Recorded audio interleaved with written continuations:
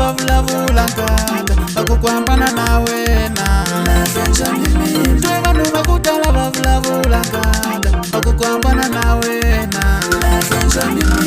a ni rhandza ni tele nkata kambe liyo hela i mintirho ya wena mpela u swi kota njhani a ku ni ku vita we u ni hembela yora u ku yo etlela akuva u etlelanga u le ka man'wani wa nuna wo nyikela nyama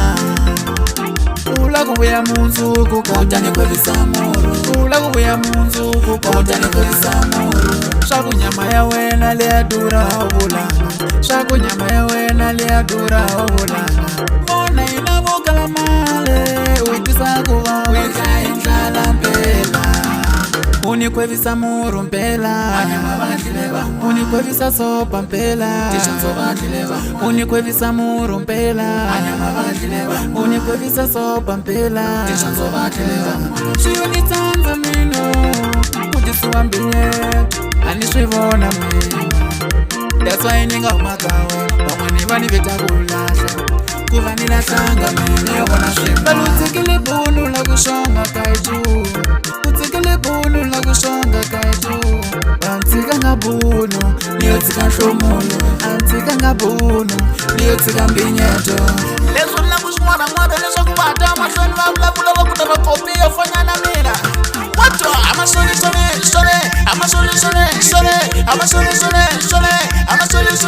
wato kengeta ngoma wa yitwa kengeta ngoma ngafana kengeta ngoma wa yitwa kengeta ngoma afina ndakwe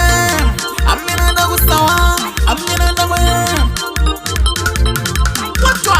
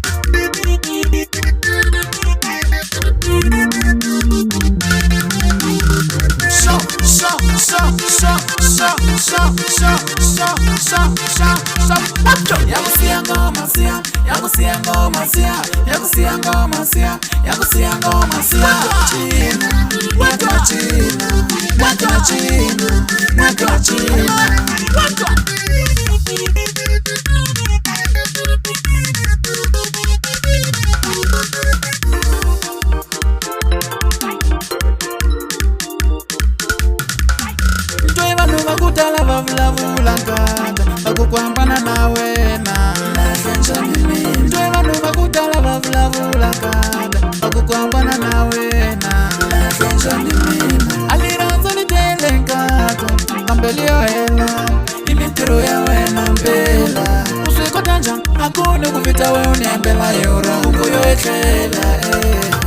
a ku va u etlelanga u le ka man'wani wa nuna wo nyikela nyama ula ku vuya mundzuku ka u ta ni khorwisa murhu ula ku vuya mundzuku ka u ta ni khorwisa murhu swa ku nyama ya wena leya durha u vulanga swa ku nyama ya wena leya durha u vulanga vona yi na vokala male u yi tisa ku va u yi ka hi ndlala mpela u ni khorwisa murhu mpela u ni khorwisa sopa mpela u ni khorwisa murhu mpela u ni khorwisa sopa mpela swi yo ni tsandza mino ku tisiwa mbinyeko a ni swi vona mina that's why ni nga huma ka wena van'wani va ni vita ku lahla ku va ni lahlanga mina yo vona swimbalo u tshikile bulu la ku xonga ka hi cuu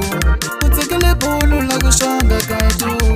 a tshika nga bunu ni yo tshika nhlomulo a tshika nga bunu ni yo tshika mbinyeto